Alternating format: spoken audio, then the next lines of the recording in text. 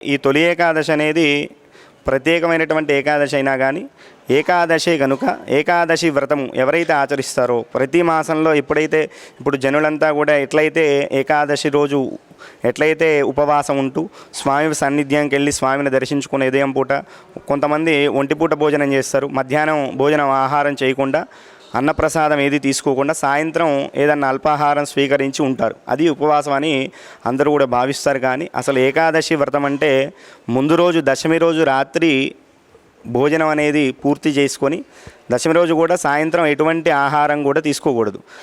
తీసుకోవాలనుకుంటే కనుక ఒక 6-7 లోపు సాయంత్రం 6-7 లోపు ప్రాంతాన పూర్తి చేసుకొని దశమి రోజు రాత్రి నుంచి ఏకాదశి ఉదయం మధ్యాహ్నం రాత్రి వరకు పూర్తి ఉపవాసం, అంటే ఎటువంటి ఫలాలు కానీ టీలు కాఫీలు కానీ ఫలాలు ఇట్లాంటివి తీసుకోవచ్చు, కానీ అన్నానికి కానీ అల్పాహారం కానీ స్వీకరించకూడదు.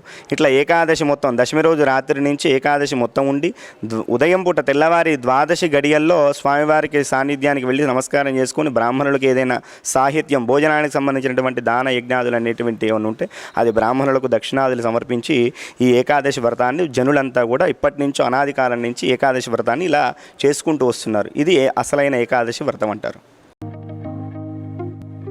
స్వచ్ఛంగా సహజంగా పోషకాలు నిండిన ఎస్ఆర్కే డైరీ పాలు మరియు పాల పదార్థాలని ఎంచుకుందాం.